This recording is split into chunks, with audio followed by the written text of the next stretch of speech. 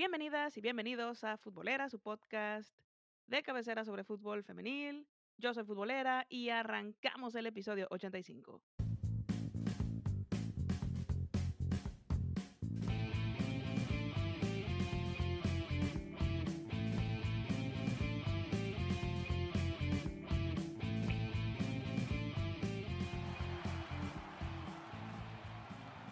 Vanessa Córdoba, bienvenida al podcast. ¿Cómo estás? Naim, muy bien, gracias. Feliz de estar contigo y con todos los que nos están escuchando a la hora. Qué bueno que estás por acá. Primero, pues agradecerte por venir a platicar. Creo que vamos a tocar varios temas interesantes que nos van a dar para mucho, pero quisiera empezar por el principio. Siempre les pregunto, pues obviamente cómo llegaron al fútbol y demás, pero sé que aunque tu entorno familiar es futbolero, la gente pensaría que sería lógico que por ahí iniciaras, pero el fútbol no fue tu primer amor. Pasaste primero por otras disciplinas. ¿Te gustaría empezarnos a platicar cómo inició tu vida en el alto rendimiento? Sí, mira, no sé, desde chiquita siempre tuve el gran sueño de ser deportista profesional. Mi gran sueño sigue siendo Juegos Olímpicos, ese es como mi mayor objetivo. Mundial, siempre digo, mundial se los regalo, no pasa nada si no llego a ir a un mundial, pero unos olímpicos tengo que lograrlo. Y lo que no sabía era que la forma en la que iba a llegar a los olímpicos o que voy a llegar a los olímpicos, pues iba a cambiar, ¿no? Entonces mi primer deporte fue la equitación, hacía salto. Es un deporte espectacular, de verdad que la conexión que uno siente ahí, lo que aprende de las conexiones sin tener que hablar es impresionante. Pero a los 13 años, más bueno, mentira, en voleibol empecé antes, sí, entonces empecé como a los 9 años también. En mi familia también hay sangre de voleibol, entonces, pues digamos que arranqué por ahí, luego voleibol playa, que digo que, bueno, es que es difícil decir que mi primer gran amor fue el voleibol playa porque la equitación también lo fue. Pero llego al fútbol más bien tarde y llego, si bien en voleibol playa ya estaba en alto rendimiento, pues el paso al fútbol siempre fue diferente, ¿no? Además creo que también por la edad, ¿no? Una cosa es cuando estás llegando al alto rendimiento a los 16 años y otra ya cuando tienes 20, que fue ya cuando fui entrando en este nivel en el fútbol, porque yo empecé el fútbol a los 16. Entonces, digamos que fue todo un proceso por distintos deportes. A veces digo que perdí un poco el tiempo al no haber empezado fútbol antes. Quizás mi rendimiento hoy sería distinto, pero también, digamos que he llegado a la conclusión de que, pues no perdí el tiempo, sino que realmente me estaba preparando de otra forma para lo que hoy enfrento en mi día a día bajo el arco. Justo eso te iba a mencionar, que quizá era como parte de las piezas del rompecabezas, ¿no? Para, pues, hacer lo que haces hoy, que lo haces bastante bien, la verdad. Y ahorita que mencionas, que, pues, tuviste estos antecedentes deportivos, tuviste la oportunidad de estudiar en Estados Unidos, donde, digo, sabemos que la formación de atletas es muy importante, pero, ¿qué tan complicado fue el cambio de entrenar en ese nivel, de vivir en otra dinámica, no nada más a nivel universitario, sino deportivo? ¿Para ti fue complejo ese escenario? Sí, porque, claro, el cuerpo comienza a cambiar mucho, además, no solo en lo físico, sino en como lo emocional y psicológico por la edad. Es decir, yo llego a la universidad tipo 19 años, entonces la primera vez que te vas de casa, como todo este proceso, ¿no? Pero además también llevan a tu cuerpo, digamos que a un nivel completamente distinto al que estamos acostumbrados. Incluso te diría, bueno, no puedo decir que aquí porque los entrenos con gallos son bastante exigentes físicamente, pero en Colombia no se suele trabajar a esa intensidad, pero no se trabaja no porque el trabajo que se haga en Colombia sea menor, sino porque el enfoque cambia. Y eso fue, digamos que, el principal cambio que tuve, pero que me pareció maravilloso y deseo que todos los deportistas en Colombia, sobre todo en el fútbol, tengan. Y tú lo dijiste, tú dijiste la palabra, allá te ven como un atleta. Acá normalmente en este lado del mundo solemos enfocarnos un poco por las posiciones, ¿verdad? Entonces yo soy arquera, entonces por ende no corro lo mismo que una delantera. Por ende una delantera no salta lo mismo que una arquera. Pero allá no. Allá todo el mundo tiene que correr lo mismo, todo el mundo tiene que saltar lo mismo porque todos somos atletas. A mí me parecía increíble que nosotros 2 veces a la semana tuviéramos clase de atletismo con el entrenador de atletismo de la universidad. Y tiene todo el sentido y toda la lógica del mundo. La base del fútbol, de la mayoría de los deportes, es correr. Pero pues correr, si bien es un movimiento natural, pues también tiene su ciencia y tiene su técnica. Entonces, claro, tenía toda la lógica que nosotros aprendiéramos a correr para ser más eficientes en la cancha, cosa que pues por lo menos en Colombia nunca se había hecho. Entonces eran esos pequeños detalles que me iban, digamos que sorprendiendo. ¿Por qué digo que no fue tan difícil?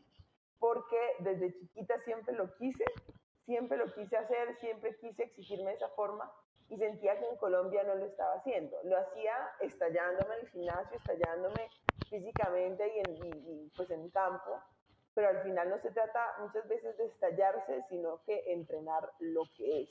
Entonces allá aprendí a hacer levantamiento de pesos olímpicos, aprendí a correr, aprendí a saltar, a caer, todo este tema que normalmente pasamos por alto porque asumimos que es un movimiento normal, pero que tiene su ciencia y al final del día te marcan la diferencia. Totalmente. Y justo en ese sentido, ¿cómo ha influido para ti hasta el día de hoy esa experiencia en tu preparación como, pues, como futbolista? Porque bien lo dijiste, te da como una ventaja, creo yo, porque tengo la impresión por los resultados que vemos en torneos internacionales que va primero la formación de atleta y después la técnica para hacer la disciplina que quieras. ¿Tú lo ves así? ¿Sientes que eso te puso como la base para que hoy por hoy tengas un rendimiento mejor, quizá a lo mejor que otro sector de futbolistas que no tuvieron pues esa formación que te dio estudiar en Estados Unidos? Sí, yo creo que hay dos factores principales. Ese, el de la universidad, además te da una base aeróbica muy distinta. Es decir, he procurado no perderla desde que estuve allá. Físicamente, de nuevo, también el cuerpo te va cambiando. Y todo esto que sí, que marca la diferencia, pero debo reconocer que también tuve el privilegio de nacer en una familia donde el deporte es parte de nuestro día a día. Un plan de nosotros como familia es todos salir a correr juntos en la playa o en donde sea que estemos, porque mis papás lo hicieron, no solamente mi papá con el fútbol, sino mi mamá también es una mujer muy atlética, muy deportista y muy saludable, entonces en casa ya teníamos eso.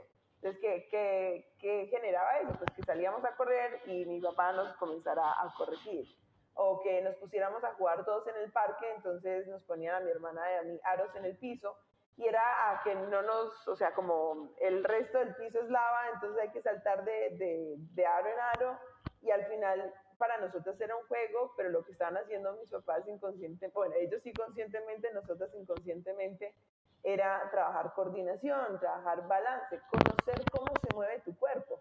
Esto es algo que uno debería hacer en el colegio, pero desafortunadamente no se hace, digamos que a la cantidad que uno debería tener. Que en últimas es eso, yo creo que al final el alto rendimiento es llegar a un punto de conocer tu cuerpo casi que a la perfección para saber qué tienes que hacer y qué debes dejar de hacer o comenzar a hacer o hacer diferente para poder llegar a tener los resultados que quieres. Entonces, el conocer mi cuerpo creo que ha sido el principal factor para, digamos que de cierta forma marcar diferencia, pero eso sí vino de casa. Mencionas que empezaste con otras disciplinas, llegas tarde, ¿no? Al fútbol. ¿Te costó trabajo hacer la transición? Porque he leído que como que no era lo primero que pasaba por tu mente al momento de justo dedicarte al deporte. Entonces, ¿cómo fue el poner esa línea entre quiero seguir compitiendo y quiero encontrar una pasión nueva? ¿Cómo fue para ti el poder llegar y que al día de hoy, pues, te siga dando esa gasolina para practicarlo de manera profesional? Mira que ha sido un viaje muy interesante. Siempre he dicho que uno tiene que tener más de una motivación y a veces nos sentimos culpables por las motivaciones que tenemos, ¿no? Eh, Voy a ser súper honesta, yo todos los días no me levanto feliz porque voy a jugar fútbol. O sea, hay días que simplemente no quiero y mi motivación es, me quiero ver bien en el espejo, así que hoy voy a ir a entrenar porque quiero hacer ejercicio. Mañana mi motivación va a ser otra vez los Olímpicos, seguramente, pero no todos los días funciona así. Y creo que eso es voy a hacer una traducción literal del inglés, pero como una píldora muy difícil de tragar, ¿no? Porque digamos que cuando se habla del alto rendimiento y el profesionalismo, uno se comienza a generar como una idea de lo que es la motivación, ¿no? Y que voy a hacer la mejor y todos los días voy a entregar el 100% Y al final siento que para mí eso generó una frustración gigante, sobre todo en el fútbol, porque no lo sentía así. No tenía la fortuna de sentirlo como una pasión. Mi pasión era el voleibol y lo extrañaba un montón y todavía hoy en día lo extraño. Entonces, la gasolina, como dices, que tenía la mayoría de mis compañeras, yo no la tenía. Y además tenía una presión social muy distinta. Siempre he dicho, para mí algo que ha sido difícil de tener que lidiar es, yo realmente no tengo el derecho a equivocarme. Eh, por ser arquera, los arqueros no tenemos el derecho a equivocarme. Ya me equivoqué aquí con Pumas y vimos qué pasó. Pero además, por el apellido que tenía, la gente asume que pues, o sea, ya Vanessa sabe tapar desde que nació. Y no, si fuera así de sencillo, pues todos nos leemos el libro de Megan Rapino y hablamos y pensamos y jugamos como ella, o como Marta da Silva, o como Cristiano Ronaldo. Pero eso no es así de sencillo. Ojalá, de verdad, ojalá fuera así de sencillo. Eh, entonces creo que fue más bien el tema emocional detrás del deporte. A mí el ejercicio me gusta, mover mi cuerpo me apasiona, eso está clarísimo. Pero la disciplina es lo que a mí me ha cambiado. Entonces, creo que lo difícil fue aceptar cuáles eran mis motivaciones eh, y darme la oportunidad también de conocer nuevas. Y creo que ese ha sido un antes, o sea, algo que ha marcado un antes y un después en mi carrera. Y es cuando comencé a ver el impacto social del fútbol. Tuve de nuevo la oportunidad de crecer en una familia futbolera en el que además fue un caso atípico, la carrera de mi papá fue atípica, fue muy exitosa, pero fue atípica. Y cuando comienzas a ver el fútbol amateur y además el fútbol profesional femenino, es muy diferente. Entonces, eso de ir a salir a jugar la Champions con el estadio lleno y que los salarios pues te van a dar lo suficiente, pues para muchos será motivación en los hombres, pero en el fútbol femenino eso no existe. Entonces, pues realmente tienes que comenzar a reevaluar qué es lo que te mueve. Y si el deporte como tal, ese en específico, no te apasiona, es muy jodido, como decimos en Colombia, de lidiar.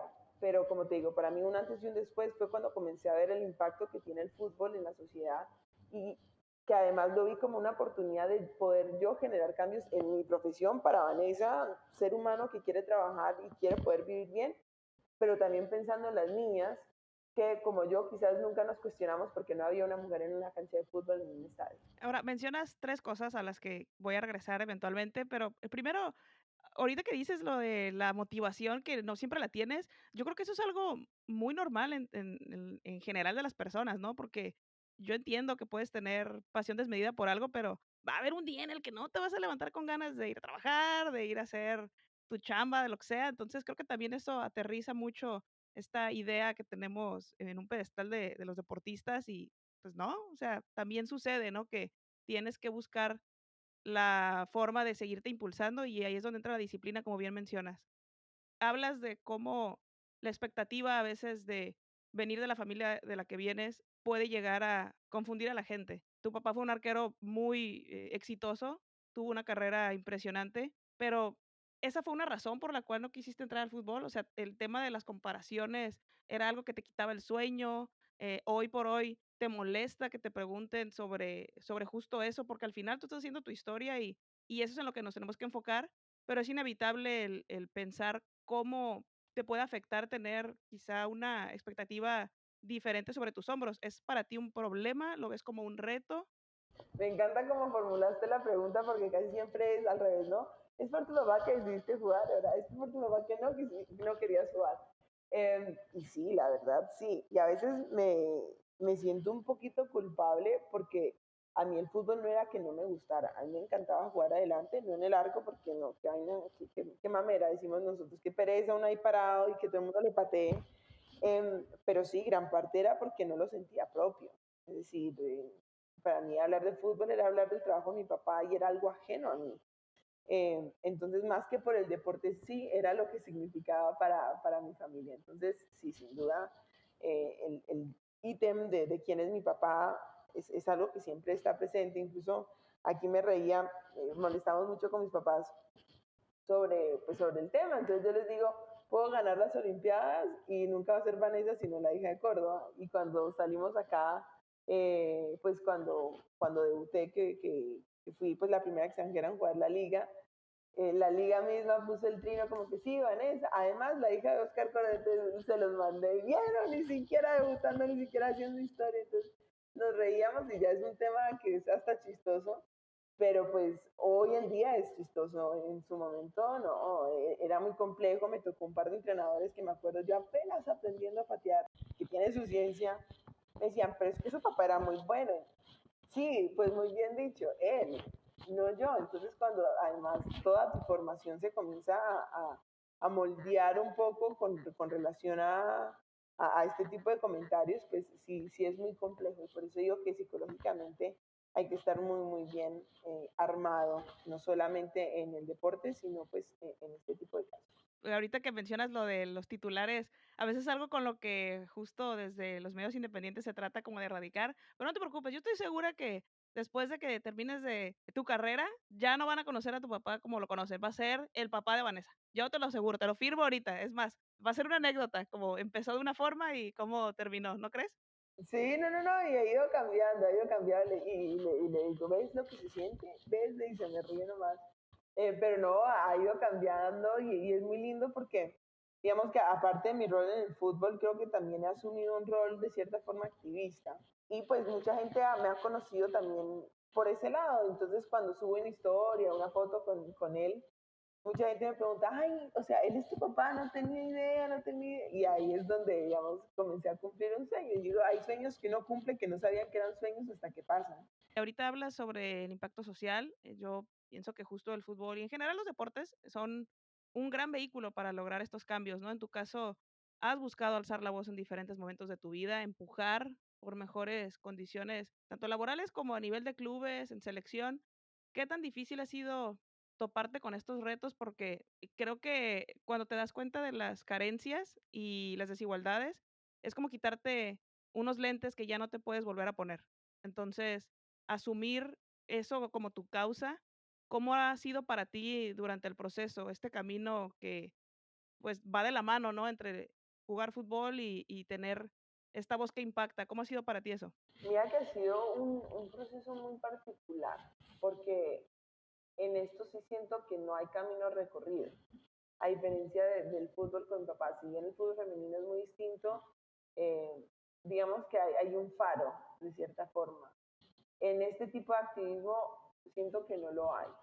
Y cuando, digamos, a mí me gusta decir que hacemos historia, estamos haciendo historia día a día, y cuando haces historia, o sea, casi que improvisas, pero hasta para improvisar hay que estar preparado, ¿no?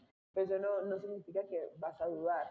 Entonces ha sido un proceso de muchas dudas, sobre todo en una industria donde nos enseñan a no pensar, ¿no? Y a no pensar porque en el campo no te da tiempo para pensar. Quien piensa pierde en el arco, para eso se entrena, pero en últimas, cómo reaccionas cuando no piensas tiene muchísimo que ver con cómo piensas, ¿no? Entonces es muy extraño, pero sí me topé con un deporte, sobre todo un deporte, porque el fútbol es muy así, donde te quieren una máquina en la cancha, pero por fuera no. Y eso son, o sea, eso me generó un montón de sentimientos porque, pues a diferencia de muchas historias en el fútbol, primero está mi contexto cultural, ¿no? Por la carrera de mi papá viajamos mucho, nosotros decimos que somos ciudadanos del mundo, entonces el solo compartir con distintas culturas ya te genera una forma diferente de pensar. Y además a esto le agregamos el tema de la educación. La educación siempre fue muy buena en el colegio, en la universidad también fue maravillosa. Entonces, cuando entras a una industria donde esperan que nosotros no pensemos, pues te chocas un montón y además también genera muchísima inseguridad. Yo creo que uno de los grandes problemas y talones de Aquiles del fútbol es la inseguridad de quienes manejan el fútbol y la inseguridad de nosotros los futbolistas y las futbolistas. Entonces, claro, cuando te encuentras con esto, pues salen un montón de dudas. Y con además el historial que hay un poco en el fútbol, donde quien alza la voz, chao, se le cortan las alas, pues ha sido un debate interno y un debate familiar también muy grande, ¿no? Varias veces tuvimos conversaciones en casa donde que decían, Vane, si hay que pensar en los demás, pero también hay que pensar en uno, y si tú llegas a decir algo así, pues olvídate, déjate patear un balón y hasta ahí llegó tu causa de equidad de género en el fútbol y en la sociedad. O bueno, más en el fútbol, pero pues yo he aprendido que cuando tú llegas con un balón bajo el brazo, la gente te escucha realmente. Entonces, esa es una de las grandes motivaciones mías hoy en día. Es un constante debate, creo que lo pondría así. Es también aprender, ¿no? O sea, hay que ir madurando en el tema. Uno cuando es joven quiere opinar de todo, quiere decir de todo, quiere pelear todas las batallas, y no, y al final sí se tiene que volver uno un poco más selectivo. Y creo que ese ha sido un proceso además muy bonito que me he podido eh, poner de manera como vulnerable, porque pues sí realmente toca mucho mi humanidad cuando lidio con estos temas. Entonces muchas veces alzar la voz me ha implicado quedarme callada. Y cuando alzo la voz no es solamente decir o no decir, es también cómo lo digo. Menos mal estudié comunicación social, pero pues es qué palabras usas, en qué tonos, tu comunicación no verbal, cuando te sientas con directivos que están acostumbrados a futbolistas que se quedan mirando la mesa y ahora llega una pelada de veintitantos años a mirarlos a los ojos y decirle si hablamos así o hay que sentarse con un patrocinador, listo, nos sentamos, es en inglés, no se preocupe, lo hablamos, pues esto genera un rechazo muy fuerte. Entonces, como te digo, ha sido como un debate interno de dudas, pero pues también un poco confiar en la intuición y eso sí ha sido un proceso en paralelo con lo que vivo en la cancha. ¿Te tocó alzar la voz, en Colombia por el tema de las desigualdades en el fútbol, a nivel selección, a nivel clubes? ¿Cómo viviste ese proceso de justo lo que mencionabas, no? De qué tanto voy a hablar y qué tanto voy a arriesgar lo que tengo, poco o mucho, en este momento. ¿Cómo fue ese proceso? ¿Lo viviste con tu familia? ¿Fue una decisión que tomaste tú sola? ¿Cómo ha sido desde entonces este caminar? ¿Qué tanto para ti ha valido la pena desde ese punto hasta el día de hoy? Todo lo que ha pasado y que ha desencadenado justo que pues te sentaras junto con otras futbolistas a decir cosas que se tenían que decir. ¿Cómo fue para ti y cómo ha sido hasta ahora? Uy, sí, fue una decisión familiar, pero en últimas personal, porque soy súper terca. Mis papás me decían, sí, como que vale, mejor no lo digas, mejor no vayas. En esa famosa rueda de prensa en la que estuvimos, yo no iba a ir, pero esa noche no pude dormir y dije, no me la voy a perdonar. Y hace parte también de descubrir esos lados de uno, ¿no? La educación también nos moldea y hay que atreverse a cuestionar hasta lo que uno aprende y elige aprender. Entonces, en esa noche larga, porque fue bien larga, dije, no creo que me lo vaya a perdonar, realmente siento que está mal lo que está pasando. A mí en mi casa me enseñaron que uno puede decir todo en este mundo siempre y cuando sea con respeto. Eh, entonces dije, pues así va a ser y así fue que decidí. Sin embargo, digamos que mi alzar la voz inició un poco antes con las camisetas de la selección, que Adidas hace el lanzamiento de la femenina con una que fue Miss Universo, Paulina Vega, y no con una jugadora. Y yo sí puse un trino diciendo como que entiendo que por temas de mercadeo lo hagan, pero gran parte del mercadeo también es el desarrollo. Y aquí lo están dejando 100% por fuera. Eh, y eso se volvió un despelote. Ese fue como el primer caos y ese sí fui sola de cabeza y sin casco. Y de verdad que no lo había dimensionado. O sea, esto fue un trino que puse a las 11 de la noche y al otro día el celular se me bloqueó, literal, de tantas notificaciones. Dije, no, o sea, ¿qué es esto? Mis papás van a decir, ¿usted qué hizo? ¿Cómo se le ocurre poner eso? Y yo, pero es que no estoy diciendo nada malo, estoy diciendo la camiseta la tuvo que haber lanzado una jugadora. Y lo que más me sorprendió fue que cuando comencé a dar entrevistas, porque además hubo un medio de comunicación que la cambió y dijo Vanessa Córdoba en contra de Paulina Vega. Y yo soy fan de la vieja, o sea, a mí Paulina Vega me parece hermosa. Claro, porque lo más fácil siempre es poner a dos mujeres a pelear, ¿no? En lugar de ir al fondo de la situación. Exacto, entonces yo pues decía, es decir, ella quedó Miss Universo, es como ella llegar a Colombia con la corona. No, entonces yo la voy a modelar, pues porque es de Colombia, ¿no? Pero pues no, o sea, una cosa es una cosa, otra cosa es otra cosa. Si bien la camiseta de la selección, yo creo que eso es ya un fenómeno mundial, se vuelve, digamos que un símbolo muy importante de un país, pues no deja de ser de el deporte, o sea, del fútbol. Entonces, la primera persona que tenía que salir con la camiseta era una futbolista, ya luego ella y influencers y todo, perfecto, pero la primera tiene que ser una jugadora.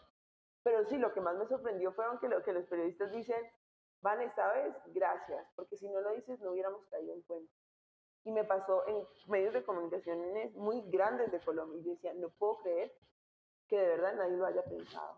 Pero ahí fue, digamos, que mi primer como despertar en el tema. Entonces, por eso cuando llega el momento de la rueda de prensa, ya tenía un poquito de experiencia de lo que iba a significar socialmente, pero por eso mismo no podía dormir tranquila esa noche. Si mi decisión hubiese sido, pues no voy a ir.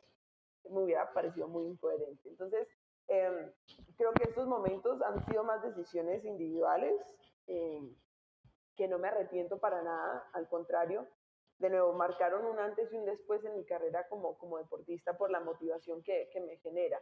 Obvio, hay días que me levanto y digo, uy, toda esa gente que me criticó, que dice que es que las medidas de la cancha de fútbol tienen que ser más chiquitas porque son mujeres, por los que dicen que tenemos que quedarnos en la cocina, porque esos eran los tipos de comentarios que recibía cuando pasó todo esto, que yo era un bagre, que dejara la envidia con alguien tan hermosa como Paulina Vega.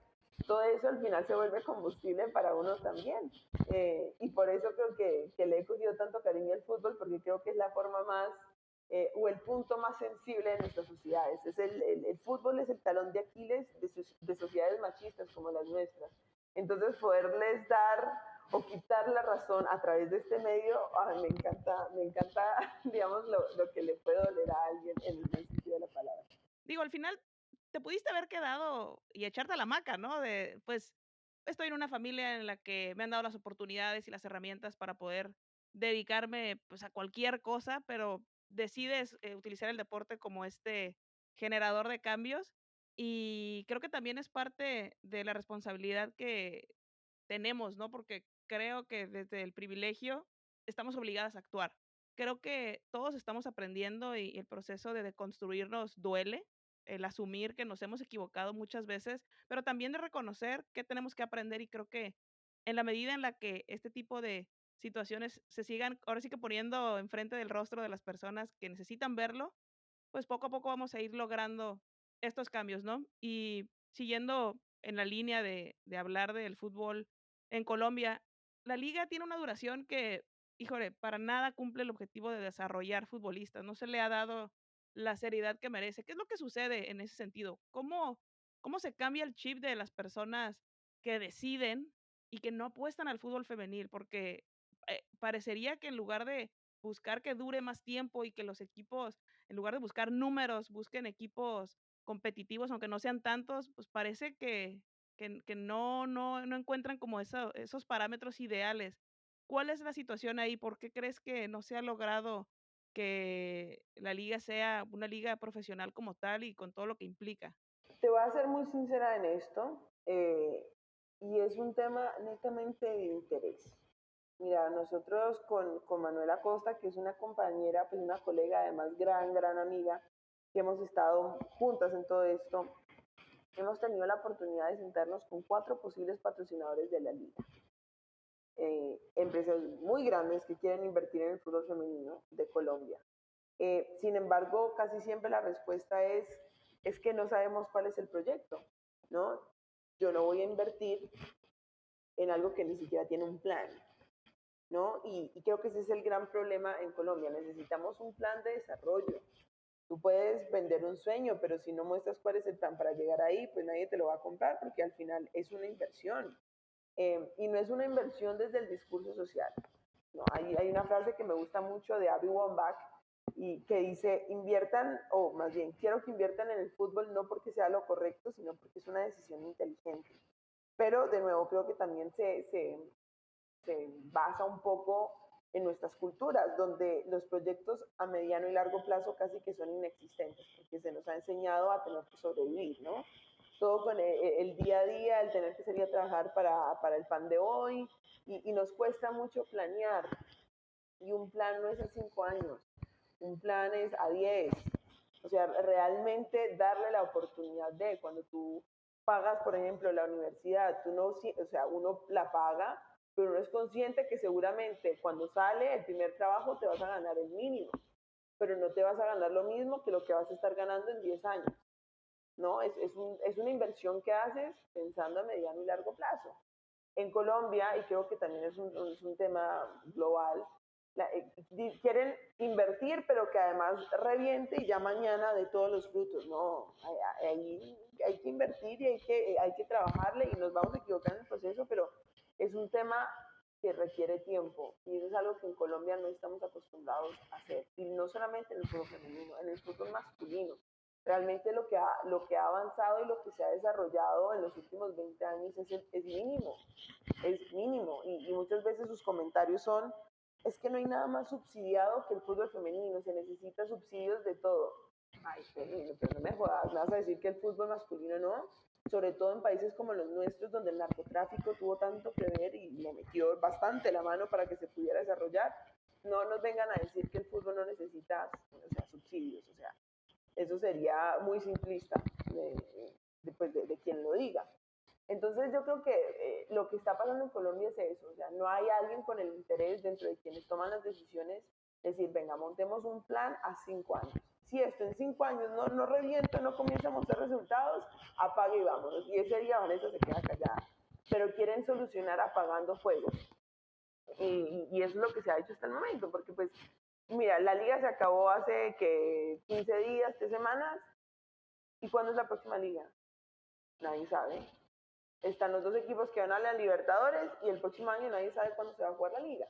Entonces, también, ¿cómo quieres que el producto mejore si no estás dando la continuidad? ¿Cómo quieres que una empresa llegue, ponga plata para patrocinar si ni siquiera va a tener la visibilidad que es? Porque le vas a dar visibilidad 2 meses. Entonces, digamos que son muchas cosas en común, pero pues tú bien lo dijiste, es un tema de desaprender y la curva de aprendizaje para todos es muy distinta.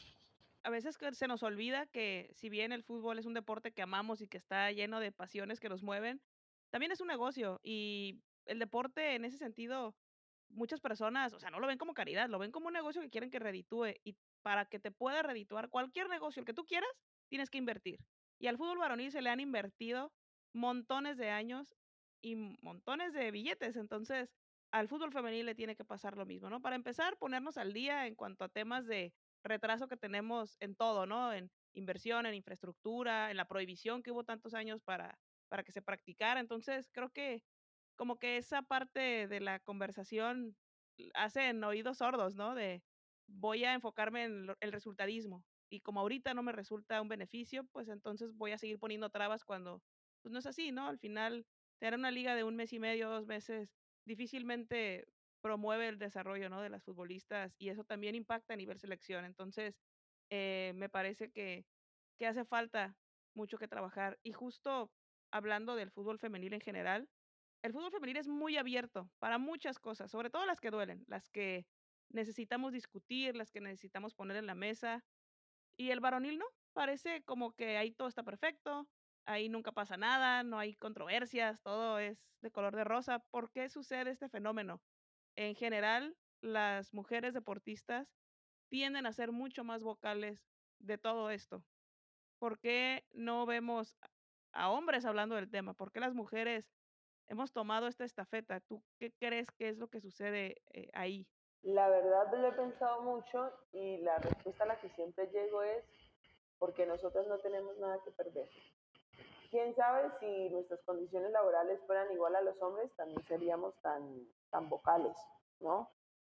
Y sabes, o sea, yo he criticado mucho públicamente a nuestros colegas, incluso mi papá también ha desaprendido mucho y ha vuelto a aprender y también se ha vuelto un gran defensor de este concepto de aprender y desaprender, aunque nos incomode y aunque duela, porque crecer incomoda, pues ellos están en una burbuja.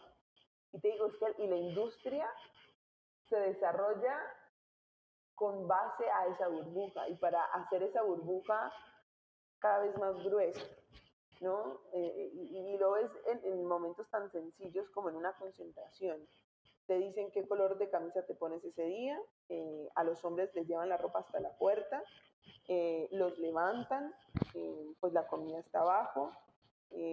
Cuando llegan al aeropuerto no tienen que hacer nada de check-in, nada, porque todos se los hacen, llegan y te entregan el pasaporte con todo hecho. Eh, Todo, te limpian los guayos, te limpian los guantes, llegas a entreno y se acaba el entreno y ya tienes tu merienda puesta, es decir, tampoco tienes opción, ¿no? Tampoco tienes la responsabilidad de elegir. Te enseñan a cumplir. Vea, usted ríndame en la cancha y lo demás se lo soluciono.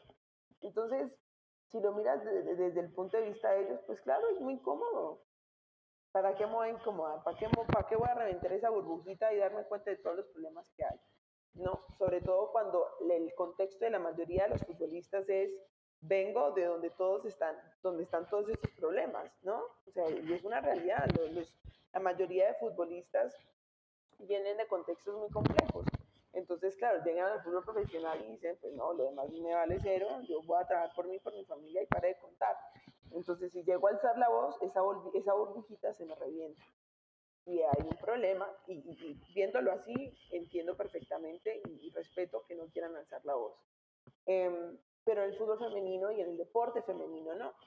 En el deporte femenino nos toca entrenar, pero además toca salir a buscar con qué vamos a pagar la renta, porque el fútbol no nos da, o a la mayoría no le da. Entonces, cuando lo ves así, pues claro, nosotros nos exponemos mucho más y al final, y fue un poco la conclusión nuestra en la selección, ¿qué vamos a perder? A algunas jugadoras les toca pagar los tiquetes para venir acá. Los uniformes que nos dan son uniformes usados y además ni siquiera nos quedan. Los procesos de selección no existen, solamente 2, 3 meses antes de una Copa América. Entonces, ¿realmente qué vamos a perder? Nada. En cambio, cuando lo miras desde el lado de los hombres, sí tienen toda su vida por perder. Sí, y entiendo esa parte, ¿no? Creo que, como tú dices, se entiende que al final los contextos sociales en los que viven o las carencias o la complejidad de poder llegar, porque al final sigue siendo muy complicado cumplir el sueño de ser futbolista profesional y cuando llegan, pues no quieres que nada altere esa realidad. Pero, digo, o sea, un tuit tampoco quita nada, ¿eh? O sea, de pronto siento que no necesitas las grandes acciones, los grandes gestos, ¿no?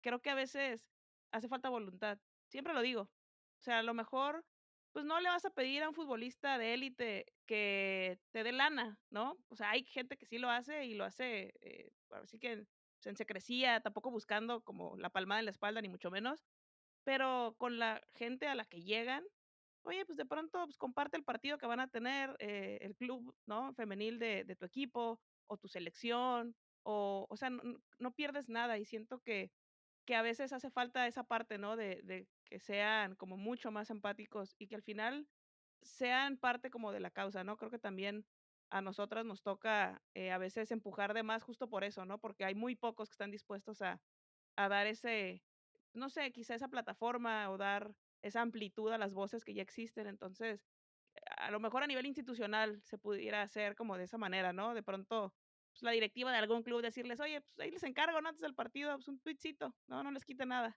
Créeme que estamos totalmente de acuerdo, como te digo, yo he sido muy crítica con relación a eso.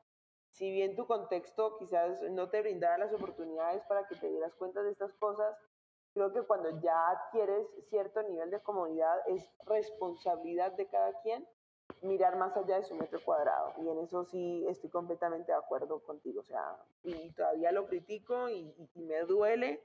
Tuvimos incluso choques con compañeros de nuestra selección en Colombia porque se molestaban por unos trinos que pusimos, pero pues le dijimos viejos, hoy en día donde está todo en redes sociales, donde el fútbol femenino además también está teniendo una visibilidad muy distinta, el colmo que todavía hoy en día no sean capaces de hacer las cosas, pero pues al final cada quien da lo que tiene y muchos pues no tienen ese nivel de conciencia ni les interesa desarrollarlo. Uno igual hace, digamos que un poco la tarea de esta pedagogía, ¿no?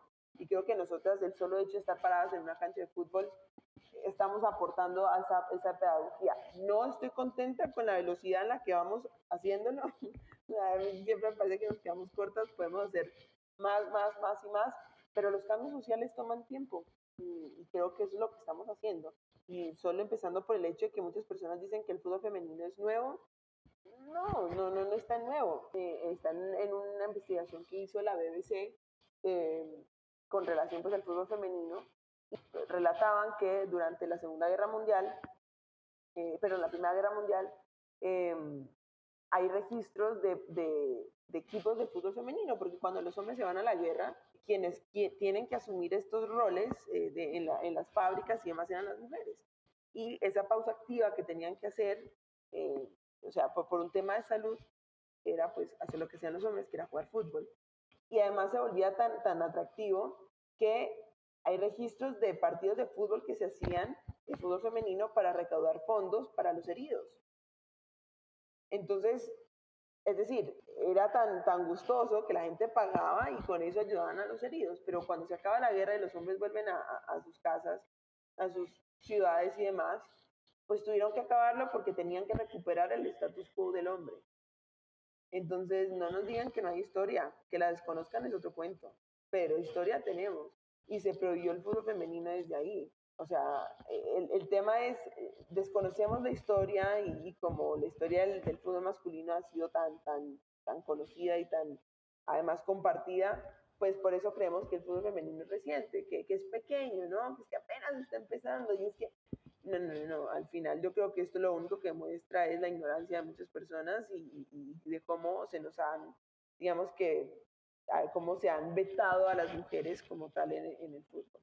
Claro, sí, luego a mí me da mucha risa que de pronto, pues estos revolucionarios, ¿no? De las redes que salen con que ya lo trillado, ¿no? Que el fútbol no genera, que a nadie le importa. Y yo, híjole, pues mira, el torneo pasado, la Liga MX Femenil registró 4.5 millones de personas que vieron el torneo. Yo creo que a la gente sí le interesa, ¿no? Digo, tiene más números de pronto que la Liga de Ascenso o la Liga de Expansión, así que no me vengas con que, ¿no? O sea, ya son datos trillados y creo que estamos en ese proceso, y digo estamos porque al final son una serie de actores, ¿no? La afición, medios independientes, jugadoras, directivas de clubes. Creo que es un trabajo que ha ido de menos a más y que obviamente se espera que aumente esa velocidad, ¿no? De la que hablas y en ese sentido creo que vamos por buen camino. Vamos por buen camino, pero mira que mencionas a un grupo de personas muy importantes que son los directivos. Pero si miramos quiénes son esos directivos, son normalmente jugadores que se retiran. Entonces tampoco estamos oxigenando la industria. Exacto, sí. Y aquí en México, poco a poco se están buscando que haya mujeres en puestos de dirección y la proporción va ahora sí que buscando que en algún momento se alcance pues la equidad, ¿no? De 50-50 como la liga japonesa está pretendiendo que cuerpos técnicos, direcciones, etcétera, sean ocupadas en un 50% por mujeres, pero hacia allá vamos, ¿no? Y justo a veces el ser futbolista no te da en automático el conocimiento para resolver, pues, situaciones que de pronto desconoces y muchas veces no desconoces ni siquiera por mala onda, sino por el status quo del que hablábamos, ¿no? De que, pues, en esa burbuja en la que viviste, pues, difícilmente ibas a voltear a ver otras realidades, ¿no? Entonces, toca cuando estás ahí trabajar para todas y todos, no nada más para tu esfera, ¿no? Total, total. Y creo que el todas todavía se está quedando un poquito corto, ¿no? Y siento que es más que todo porque uno no cuida lo que no conoce. Y si bien estamos en una misma industria, y si bien entrenamos en la cancha de al lado, y si bien usamos la misma camiseta, todavía no se siente como algo cercano, porque es súper tabú. O sea, a mí me sorprende cada vez más cómo en el mundo del fútbol está como tan prohibido que se mezclen los dos equipos. O sea, te digo prohibido, es prohibido. He estado en clubes donde si hay un hombre en el gimnasio, uno, está prohibido entrar. ¿Por qué? No, es que las estamos cuidando. Ay, jodas, me estás cuidando de que, o sea, revalúate, revalúa tu sentido de peligro, porque es que, o sea, de qué me estás hablando, pero, es decir, creo que vuelve a lo mismo, uno no cuida lo que no conoce, y muchos directivos, como no saben cómo lidiar con los equipos femeninos, o sea, de verdad nos ven como extraterrestres, pues no se acercan, entonces no generan las conexiones con las jugadoras, entonces no saben qué es lo que necesitan las jugadoras, no saben qué necesitan los equipos. Les doy el mínimo y es que con el mínimo me tienen que solucionar. No, por algo el fútbol masculino ha evolucionado como ha evolucionado, porque no es con el mínimo, claramente. Pero se tienen que acercar y si hay algún directivo escuchando esto, de verdad la invitación es acérquense. Quienes se acercan a los equipos femeninos se terminan realmente enamorando del equipo, del grupo y cuando logran eso, logran, o sea, generar cambios extraordinarios, no solamente, o sea, fuera como reflejo, sino también dentro de sus propios resultados. Totalmente, creo que en ese sentido las directivas de los clubes se tienen que involucrar mucho más. Sé que hay muchos equipos que lo hacen y lo hacen muy bien, pero también creo que tienen que comunicar justo esa dinámica, ¿no? Porque muchas veces lo hacen, pero nadie se entera, o no lo hacen y comunican que aparentemente todo está bien, y creo que se tiene que encontrar como un justo equilibrio. Y hablando precisamente de los clubes, yo leí que en alguna ocasión mencionaste que ya no querías salir de tu país porque te tocó experiencias donde en lugar de mejorar, pues resultó que te topaste con, pues, con ligas que no estaban profesionalizadas, no fue como lo mejor en términos de lo que implicaba, ¿no? De hacer un cambio de país y demás, pero decides venir a México. ¿Qué fue lo que te movió para venir acá? ¿O qué fue lo que viste, en el club Querétaro para decir: "Pues va, me la voy a jugar, me voy a comer mis palabritas y vamos a ver cómo nos va en México"? Creo que fueron dos cosas. La primera, cuando nosotros comenzamos a planear el proyecto de liga que presentamos en Colombia, eh, iniciamos mirando la Bundesliga, ¿no? Y la liga inglesa y todo la Iberdrola, la española, pero siempre era, ¿no? O sea, creo que es un poco síndrome de países tercermundistas, que es como, no, pero es que eso es Alemania, no, es que eso es Europa, ¿no? Pues como que este tema. Pero la Liga Mexicana arrancó, si no estoy mal, un año después que la colombiana, pero ha crecido de manera exponencial. Y es un país que está cerca. Entonces México nos dio los argumentos para poder seguir exigiendo en Colombia. O sea, ya no era como...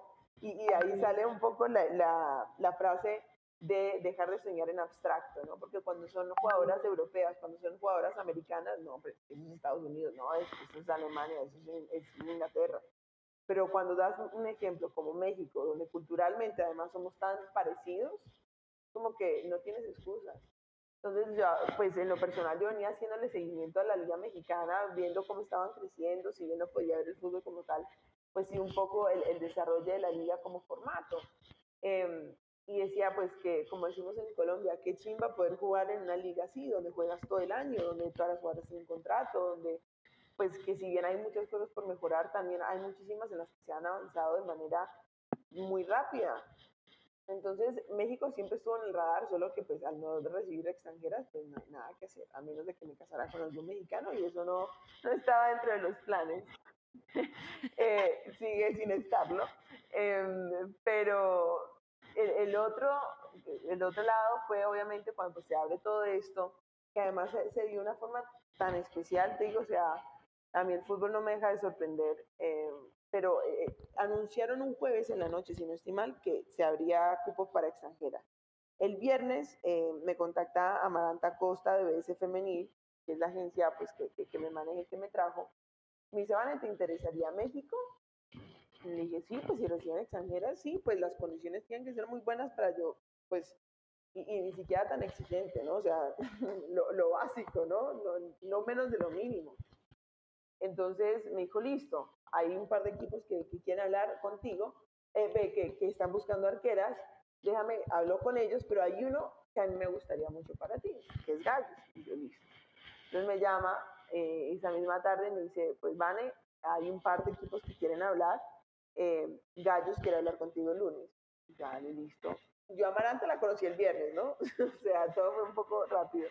Nos conectamos el lunes con Carla Rossi y Karen López de Gallos y bueno, tuvimos nuestra conversación, hicimos clic, teníamos la misma filosofía o bueno, tenemos la misma filosofía de que somos más que deportistas, más que atletas, de la responsabilidad que tenemos, de que las condiciones tienen que ser cada vez mejor y hubo química. Entonces se va acabando la reunión y dicen, listo, Vane, pues te vamos a pasar la propuesta económica, tú nos dirás y quedamos muy atentos. Y pues cara lo primero que me dice es, Vane, yo te quiero 2 años aquí. Y yo salto y le digo, no, ven, un año, además pues uno en video se ve maravilloso, pero pues uno se manda errores y pues quiero que ustedes me puedan conocer bien y yo también conocer la ciudad. No, Vane, te queremos 2 años. Te dije, ok, listo, pues lo voy a consultar con la almohada y hablamos. Ya íbamos a colgar cuando Carla llega y le dice a Amaranta, Amaranta, ¿para cuándo es el bebé? Y yo, ¿cómo? Y sí, sí, es que Amaranta está en embarazo. Y se va parando frente a la cámara y la barriga. Y dice, mi cesárea es mañana. Yo, ¿cómo? O sea, mañana. Sí, y mamá por primera vez y yo, y estás negociando, o sea, sí, es que me encanta el trabajo y yo, ¿qué es esto? O sea, jamás, ¡Qué sí, valor! ¡Qué valor! brutal, jamás había estado en una negociación, o sea, ni había escuchado una negociación en el fútbol hecha 100% por mujeres y una a un día de dar a luz, o sea, decía que es esta vaina. Entonces y yo, ok, entonces dicen, listo, Vane, mañana te enviamos el contrato. Y yo, ok, listo, pues mañana me lo envían. Y me escribe Amaranta, Vane, mañana en la mañana te lo envío. Seguramente en el día no te conteste porque pues estaré en la cesárea, pero en la noche te cuento. Y en la noche, o sea, Amaranta, estás En la loca. noche. Óyeme, sin joderte, 7 de la noche y Amaranta me envió el contrato. Y decía, no, o sea, no lo puedo creer. No lo puedo creer. Y así fue que llegué a Gallos. Dije, pues, no todos los días alguien se la juega por 1 o 2 años. Entonces al día siguiente llamé a Carla y le dije, si te la vas a jugar conmigo 2 años, yo voy a muerte contigo 2 años. Y así llegué a Gallos. ¿Qué tal? Fíjate, digo, Carla Rossi es una directora técnica muy respetada y muy querida en la liga. Ha logrado implementar su sello a donde quiera que va y siempre quiere tener un equipo que compita. Y digo, para mí, hablando desde afuera, tú me dirás si estoy equivocada. Para mí, el que una directora técnica te ofrezca un proyecto de 2 años, que de entrada en el fútbol femenil es difícil de pronto tener contratos pues, de ese tipo, ¿no? Usualmente 6 meses, un año, si bien te va, pero habla del compromiso de querer construir equipo. ¿Cómo ha sido para ti trabajar con una directora técnica como ella? Ay, yo la verdad me lo he gozado mucho. Y lo digo en entrevistas y se lo digo a ella y le digo, me vas a sacar canas con mi juego con los pies. Ella me preguntó, ¿qué tal eres con los pies? Y yo, pues no soy Messi, por algo soy arquera, pero pues soluciono. Cuando llego acá y le encanta salir jugando, le encanta que me vuelvan el balón. Entonces ha sido un proceso, qué pecado, yo creo que también le he sacado canas a ella. Pero no, mira, yo de verdad estoy muy agradecida con ella. Me han brindado un respaldo además impresionante. Es muy tranquila, el equipo puede estar en caos, o sea, en el momento caos, caos, caos de un partido y la vez está súper tranquila, te habla de una forma muy elocuente, además sabe enseñar el fútbol muy sencillo, sin palabras extraordinarias, no, sencillo, es simple, juguemos y hago una cosa, listo, está perfecto, pero sabes que tienes 5 opciones más, no, ni idea cuáles son y te las van diciendo. Y así poco a poco te va, digamos que enseñando su forma de ver el fútbol, que además creo que es muy exquisita. Cuando nosotros decidimos tocar con el balón, y creo que lo mostramos muy bien contra Tigres, lo podemos hacer muy bien. Es un equipo que tiene matices. Y eso asumo yo que es el sello que tiene Carla. Entonces, para mí ha sido de verdad un proceso muy bacano, además muy, muy, muy lindo y que empodera muchísimo, porque pues es extraño ver a mujeres hablando con esta propiedad en el fútbol. Y más de tener un equipo y un cuerpo técnico con mujeres, ¿no? Creo que eso sigue siendo desafortunadamente una novedad, pero también creo que es algo que da mucha esperanza, ¿no? De ver que hacia allá va como el camino, creo. Fuiste la primera jugadora extranjera en debutar en nuestra liga. ¿Te puso algo de presión eso? ¿Lo viste como un reto? De plano, digo, haciéndole caso a esta filosofía de disfrutar de Carla Rossi, saliste como a divertirte. ¿Cómo fue para ti ese primer partido? Me acuerdo que estaba hablando con mis papás antes, hablamos en la mañana y luego sobre como, o sea, temprano tipo 8 9 y luego sobre la 1 de la tarde antes de salir al estadio les dije a mis papás, les dije, estoy que me vomito, o sea, tengo susto, tengo miedo, ¿por qué me vine? ¿Qué estoy haciendo aquí? O sea, todas las dudas del mundo. Pero más que por ser la primera, porque si soy honesta, no era, o sea, en el momento no fui consciente de que era la primera, además nadie en el club lo hablaba, el solo hecho de ser extranjera ya me generaba una presión distinta, porque sé que llegar a la decisión de abrir puertas a extranjeras es todo un proceso, porque incluso nosotros en Colombia hemos tenido ese debate y entiendo quienes no están de acuerdo con eso. Sin embargo, en redes, por ejemplo, siempre fueron más los mensajes de apoyo y de alegría de poder ver un fútbol de cierta forma distinto al tener extranjeras en la liga. Entonces era como, o sea, quiero realmente llegar a aportar, quiero dar un buen espectáculo, quiero mostrar una forma distinta de vivir el fútbol, de jugar al fútbol, de pensar todo, pero pues no la quiero cagar, o sea, no la quiero cagar en lo simple. Entonces, claro, era como esa presión Sin embargo, recuerdo muy bien antes de salir a la cancha, tanto Alex como que es el asistente y como Carla me abrazaron y me dijeron, no tienes nada que demostrarnos. Nosotros estamos segurísimos de lo que tú tienes. No vas a llegar a tu máximo potencial en el primer partido. Eso sí, olvídate. De aquí es para arriba. No te preocupes. Es un partido más. Disfrútalo, gózalo y ya. Entonces el momento fue, ok, listo, ¿qué es lo peor que puede pasar? Que me metan gol, ¿no? Y pues ya miraremos qué pasa si nos meten gol. Pues metieron gol en el minuto 7 y además por un error ahí con Fer y pues, me acuerdo tanto ese gol. Y fue como que me metieron un gol y dije, ok, pues esto es lo peor que puede pasar. Y aquí sigo, pues saqué el balón de la red, vuelve, se pone en la mitad, se pita y sigue. Pues ya, pues así mismo es en la vida y en el rendimiento, pues ya nada, siguiente. Y ahí me quité un peso encima gigante y ya me solté y comencé a jugar más. Y ha sido así, digamos, un poco, o sea, partido tras partido. No fue hasta después de ese partido, obviamente, que salieron un montón de noticias diciendo histórico, primera extranjera, ¿verdad? Que ahí dije, ay, Dios mío, yo ni lo había pensado. Pero pues fue un día de muchísimas emociones. Mencionas dos cosas que quisiera tocar rápidamente. Una es la afición. Va cada vez en aumento. Dices que fueron más mensajes positivos que recibiste que otros. Y digo, al final la pandemia no ha dejado que la gente regrese al 100% a los estadios, pero ¿cómo ha sido tu experiencia con la gente? Sabemos que en México y en general en Latinoamérica somos bien apasionados, la verdad. ¿Cómo te ha tratado la afición mexa? No, ha sido muy, muy bonito. Aquí en Querétaro la gente pues referencia un montón a Gallos. Además también hay un apoyo muy genuino con el femenino y como esta curiosidad y deseo de conocer más.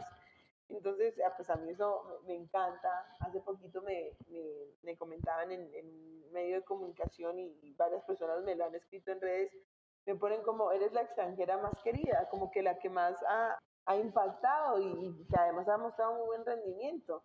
¿Y por qué crees que es? Y yo, pues, la verdad, no tengo idea, pero pues a mí sí me gusta mucho interactuar con las personas, ¿no? Entonces en redes siempre soy muy cercana y estoy abierta siempre a conocer la cultura, estoy enamorada de su comida. Ahorita ando, o sea, enloquecida con la canción a la antigüita de Calibre 50, entonces me molestan que cuando lo va a bailar en el club, o sea, en el equipo, todas me sacan que a bailarlo. Entonces a mí me encanta conocer las culturas. Les digo, las culturas no son para, no están hechas para algo, o sea, algo sólido, inamovible. Al contrario, quien goza de las culturas es quien se permite ser permeable. Y desde que llegué a México dije, quiero vivir la cultura mexicana, quiero aprender a pensar como ellos, quiero sentirlo. Y he estado abierta a eso desde que llegué, incluso he interactuado con un par de colegas por Instagram de otros equipos que pues nos cruzamos en el túnel y ya, y la mitad del tiempo mirándonos mal porque estamos en modo partido, pero de resto, no sé, he estado como muy abierta y la gente lo ha recibido muy bien y creo que eso también les da un poquito de confianza de acercarse o de tener ese approach.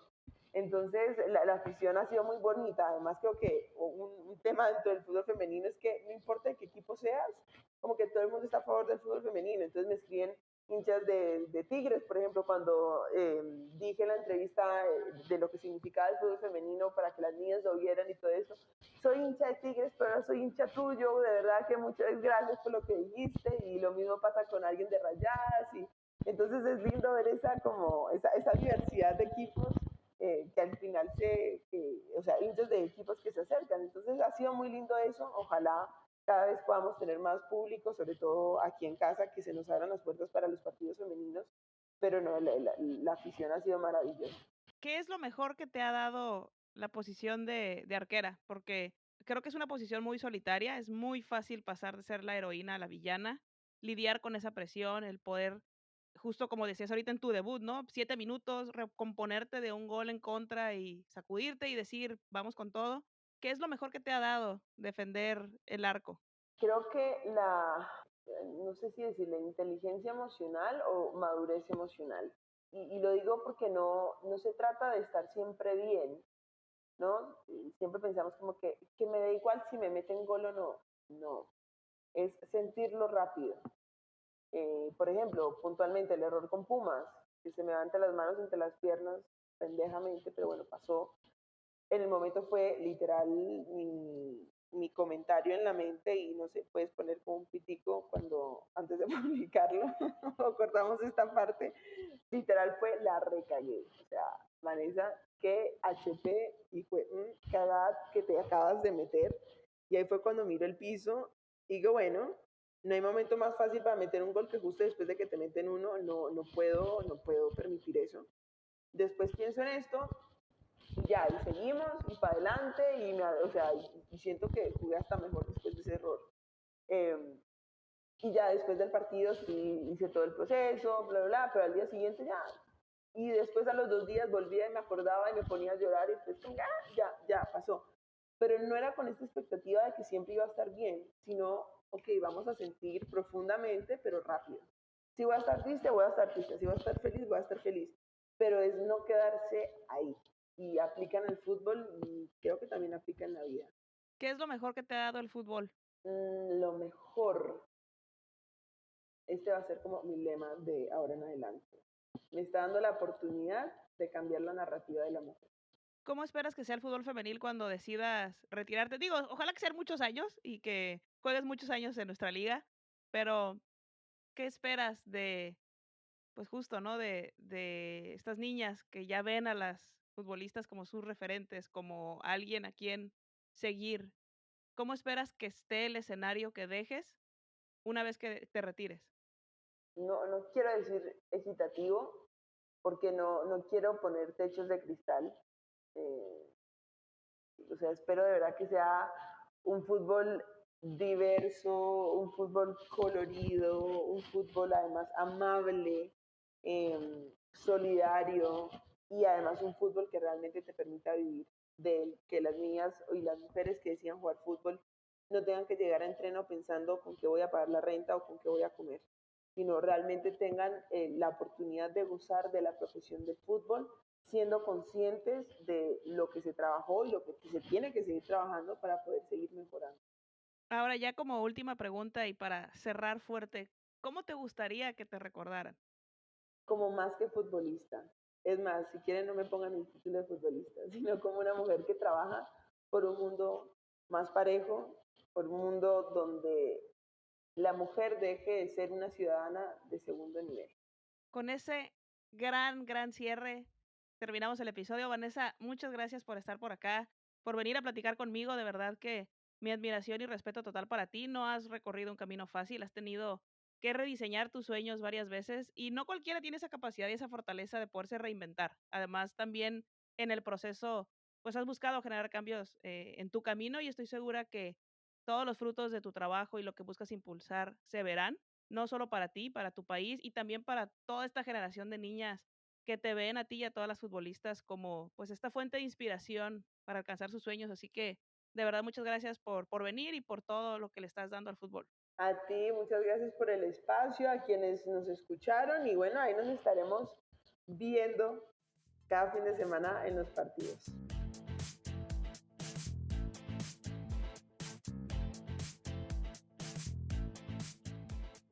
Espero que les haya gustado esta plática con Vanessa Córdoba, que hayan aprendido un poco más sobre ella, sobre lo que ha logrado, sobre lo que ha construido, pero también sobre lo que ha luchado. A veces se nos olvida que las futbolistas son personas primero, que tienen claroscuros, que tienen que encontrar su motivación todos los días, como ella nos platicó.